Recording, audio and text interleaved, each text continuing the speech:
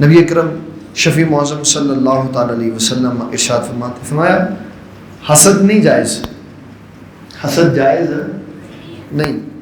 صرف دو چیزوں میں انسان حسد کر سکتا ہے، اور اس میں بھی ایک لفظ کی وضاحت ضروری ہے۔ فرمایا دو چیزوں میں حسد ہو سکتا ہے کہ کوئی بہت اچھا قاری قرآن ہے، اس کو دیکھ کر کہے کہ یا اللہ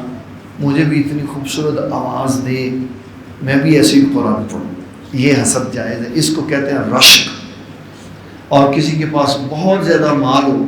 اور وہ اللہ کی راہ میں تقسیم کرتا ہو، انسان کہہ سکتا ہے یا اللہ مجھے بھی مال دے تاکہ میں بھی تقسیم۔ لیکن فقہائے کرام فرماتے ہیں یہ نہیں کہنا بعینہ ہی، یہ نہیں کہنا کہ جیسے اس کو آواز دی بعینہ ہی مجھے بھی وہی دے، تو فرمایا بعینہ ہی کا مطلب ہے جیسے اس کو دی، لیکن جو اس کو دی وہ تجھے نہیں مل سکتی، تجھے اپنی علیحدہ ملے گی۔ بعینہ ہی کا لفظ جب ہم استعمال کریں گے تو اس کا مطلب ہے اس کی ضائع ہو جائے اور مجھے مل جائے، یہ رشک حرام ہے، یہ رشک یہ حسد کے زمرے میں آتا ہے کہ یا اللہ ان تو اتنی سونی آواز تھی میں نے بھی دے دے، یہ ٹھیک ہے، اس کو اتنا خوبصورت قرآن مجید پڑھنے والا تو نے بنایا، مجھے بھی بنا دے، اس کو صدقہ کرنے والا بنایا، مجھے بھی بنا دے۔ جب نبی صلی اللہ علیہ وسلم آپ ابتدائی دور تھا اسلام کا، بعض امیر بھی تھے بعض غریب بھی تھے، تو امیر صدقہ کرتے تھے، تو جو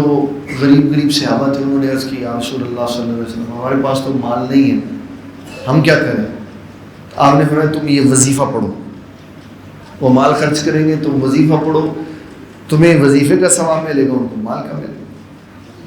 اب تھوڑے دن گزرے تو انہوں نے دیکھا ایک بیگ کو وظیفہ سے شروع ہو گیا، انہوں نے پوچھا نہیں تم کیا کرتے؟ کہا ہم یہ وظیفہ کرتے ہیں۔ انہوں نے بھی شروع کر دیا، امیروں نے بھی شروع کر دیا۔ پھر دوسری بار نبی صلی اللہ علیہ وسلم کی بارگاہ میں عرض کی حضور اب وہ وظیفہ بھی پڑھتے ہیں مال بھی خرچ کرتے ہیں؟ آپ نے فرمایا پھر اللہ کی تقسیم پہ راضی ہو جاؤ، اللہ کی تقسیم پہ راضی ہو جاؤ کہ جن کو مال دیا ان کو خرچ کرنے کی اس نے توفیق بھی دی ہوئی ہے۔ تو اس معاملے میں رشک ہو سکتا ہے کہ یا اللہ مجھے بھی دے، لیکن لفظوں کا بہت زیادہ خیال رکھنا پڑتا ہے۔